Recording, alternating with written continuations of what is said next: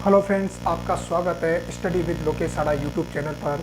और आज हम लेके आए हैं 5 करंट अफेयर्स के जो क्वेश्चंस हैं, और इन क्वेश्चंस पर जिनमें से कुछ आपके राजस्थान से रिलेटेड होंगे और मोस्ट ऑफ आपके इंडिया लेवल के करंट अफेयर्स के क्वेश्चन होंगे। यहाँ पर हम जो पहला आपका क्वेश्चन आता है वो ये,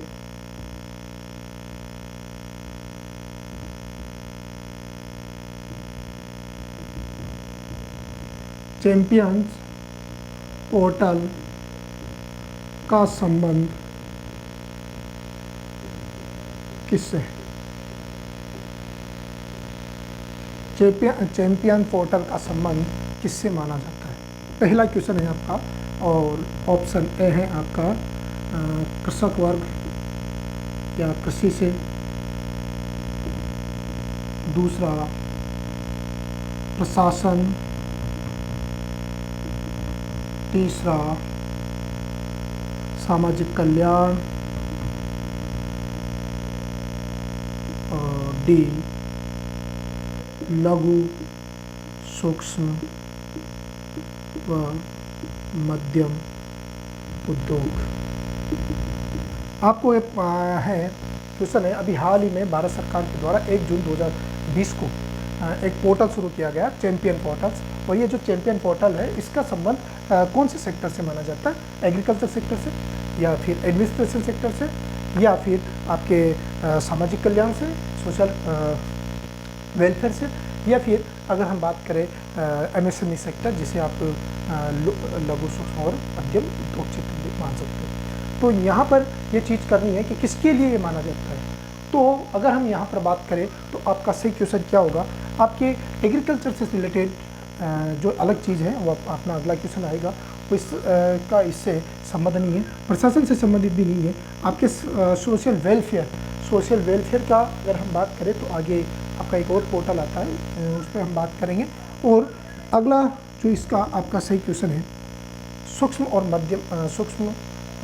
लघु सूक्ष्म और मध्यम उद्योग। यहाँ पर ये जो उद्योग है, यह उद्योग आपको अगर हम बात करें तो यह उद्योग आपके लघु सूक्ष्म और मध्यम जो उद्योग है, इनके आउटपुट को बढ़ाने, उत्पादकता को बढ़ाने के लिए ये काम करता है।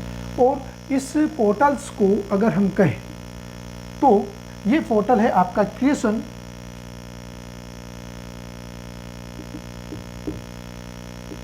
Creations of modern harmonious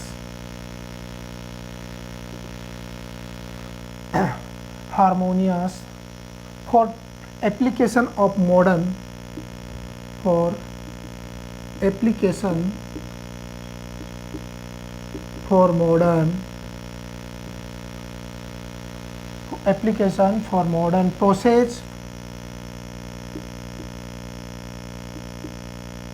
processes for output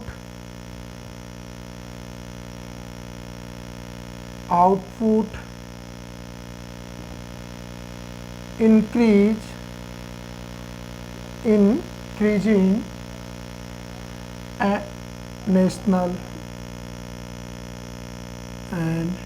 national power या strength।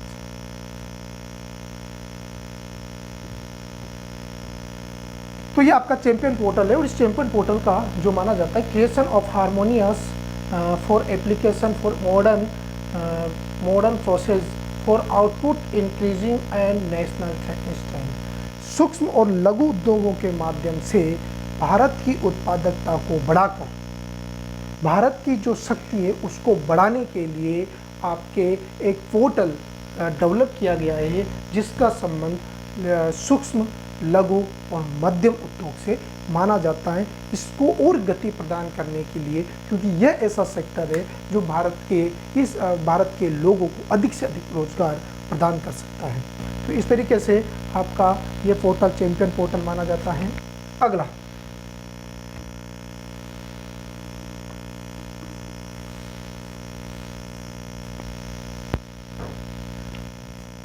आपका दूसरा जो क्वेश्चन है,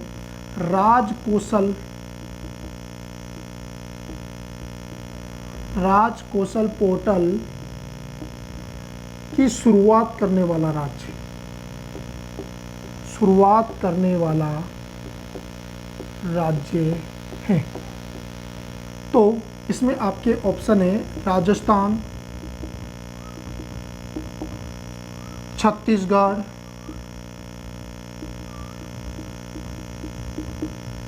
उत्तर प्रदेश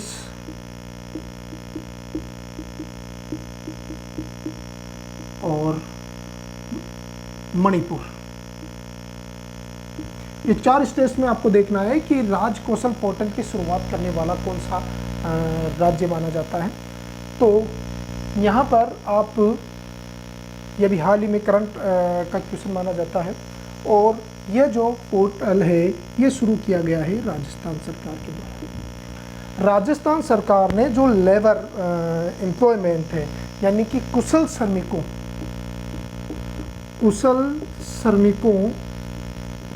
को प्रशिक्षण देने के लिए, घर बैठे प्रशिक्षण देने के लिए राजस्थान के सामाजिक कल्याण मंत्रालय द्वारा इस पोर्टल की शुरुआत की गई, जिसके माध्यम से लेबर एम्प्लॉयमेंट को एक विशेष ट्रेनिंग देकर उनकी आजीविका में वृद्धि करने की बात कही गई है, जिसका उद्देश्य माना जाता है। तो राज कौशल पोर्टल कुशल श्रमिकों को प्रशिक्षण या फिर श्रमिकों को प्रशिक्षण देकर कुशलता में वृद्धि करने के लिए इस पोर्टल की शुरुआत की गई।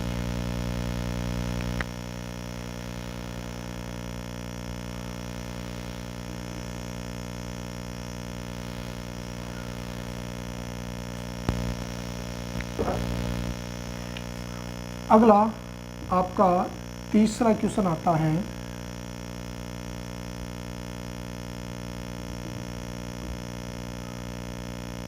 कृषि मंत्रालय ने निम्न में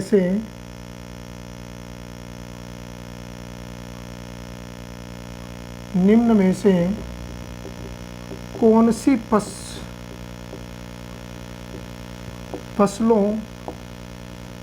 फसलों पर समर्थन मूल्य घोषित किया? समर्थन मूल्य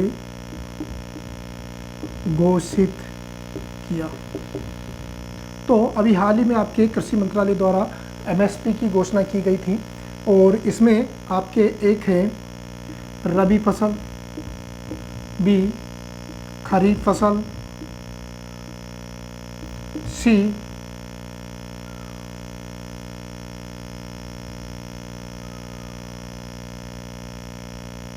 केवल दलहन, और डी उपयुक्त सभी।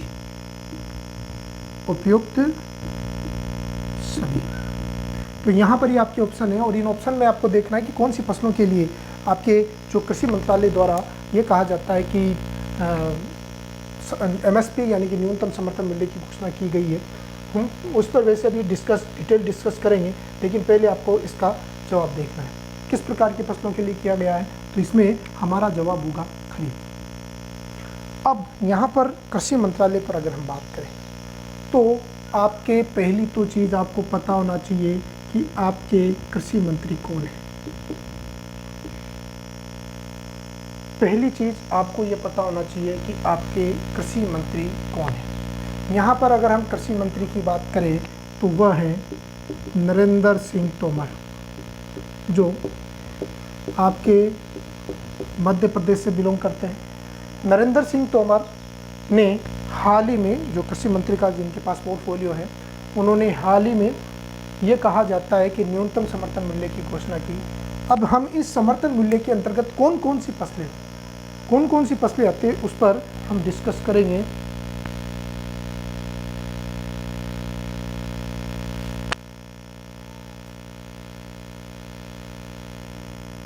उस पर अगर हम बात करें कि कौन कौन सी पर कितना प्रतिशत एमएसपी किया गया या न्यूनतम समर्थन मूल्य किया गया, तो उसमें आपके फसल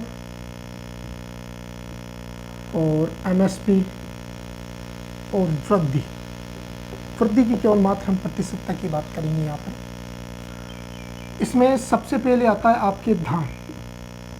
धान एक बड़ी महत्वपूर्ण खरीफ की फसल की मानी जाती है, और इस धान पर जो समर्थन मूल्य इनके द्वारा घोषित किया गया वह था 1868 रुपये।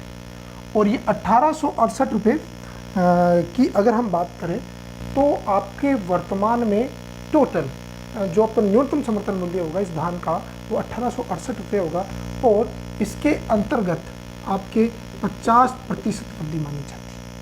53 रुपये बढ़ाए गए, इसमें आपके 53 रुपये बढ़ाए गए, और इन 53 रुपये के अंतर्गत जो बढ़कर कितना हो गया 1868 रुपये हो गया। और ये कहा जाता है कि इसकी जो प्रतिशतता है वो आपके 50% रही। दूसरा आपके आता है बाजरा।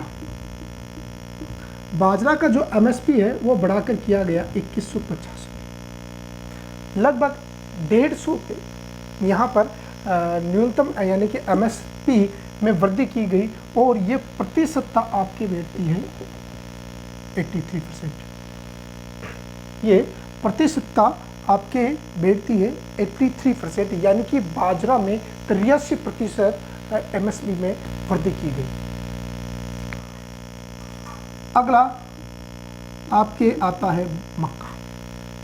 मक्का के अंतर्गत मक्का की अगर हम बात करें तो मक्का में आपका 1850 रुपये 1850 रुपये का ये कहा जाता है कि न्यूनतम समर्थन मूल्य घोषित किया गया, और यह आपके जो MSP में वृद्धि दर है वो वृद्धि दर घोषित की गई 53% है। आपकी MSP में जो वृद्धि दर है वह 53% निर्धारित की गई। मक्का के बाद आपके आता है उड़द की दाल। उड़द की दाल में आपके 6000 रुपये वृद्धि दर की गई, यानी कि 300 रुपये बढ़ाए गए, और यहाँ पर जो ये प्रतिशत बेटा ये आपके 64% है। 64% आपके ये कहा जाता है कि उड़द की वृद्धि दर की गई। उसके बाद तिल्ली यहाँ पर अगर हम बात करें तो 6850 रुपये आपके तिल्ली का MSP घोषित किया गया, और इसके अंतर्गत आपकी जो मूल्य वृद्धि दर की गई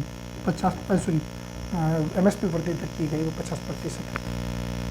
तो इस तरीके से ये 5 फसलें थी जिन फसलों को MSP के अंतर्गत सम्मिलित किया गया, और इन 5 फसलों की जो न्यूनतम समर्थन मूल्य अभी हाल ही में भारत सरकार द्वारा घोषित किया जाता है। भारत सरकार ने इसी के अलावा इस कालखंड के दौरान किसानों के संबंध में कुछ योजनाएं भी संचालित की थी, और ये जो योजनाएं थी उसमें 3 योजनाएं मानी जाती हैं। 3 योजनाएं जिनका प्रधानमंत्री संबंध माना जाता है। प्रधानमंत्री आय कृषक आय संरक्षण योजना, एक थी प्रधानमंत्री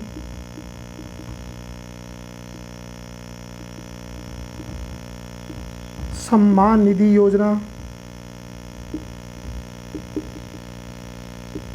और एक थी प्रधानमंत्री गरीब कल्याण योजना।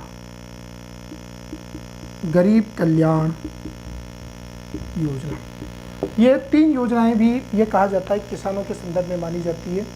किसानों की आय को बढ़ाने के लिए PM आशा के नाम से ये योजना शुरू की गई थी। PM आशा के नाम से यह योजना शुरू की जाती है कि प्रधानमंत्री अपने किसानों की आय को किस तरीके से बढ़ाने के लिए एक नई सुविधाएं किसानों को प्रदान करने के लिए नई तरह की टेक्निक से एग्रीकल्चर को करने के लिए इस प्रकार की योजना शुरू की गई। इस पर हम डिस्कस करेंगे। एक प्रधानमंत्री कृषक सम्मान निधि योजना, और इसके अंतर्गत ये कहा जाता है कि प्रधानमंत्री लघु और सीमांत जो किसान हैं उन लघु और सीमांत किसान की जो एक निश्चित वेतन निर्धारित किया गया, एक पेंशन निर्धारित की गई, और एक प्रधानमंत्री गरीब कल्याण योजना, और इसके अंतर्गत ये कहा जाता है कि भारत सरकार 1,07,077 जो टन दाल की आपूर्ति कर चुका है कि प्रत्येक गरीब परिवार को एक निश्चित राशि दी जाती है, दाल और गेहूँ अवेलेबल करवाए जाते हैं। तो ये योजनाएं भी भारत सरकार द्वारा शुरू की गई। ये योजना आपके 2017 में थी, ये 2019 में आती है, और ये जो प्रधानमंत्री गरीब कल्याण योजना है ये अभी हाल ही में ये कहा जाता है कि कोरोना पीरियड के दौरान 2020 में शुरू की गई। तो इस प्रकार ये आपके करंट अफेयर्स के 4-5 क्वेश्चन हो गए जिन पर हमने डिस्कस किया।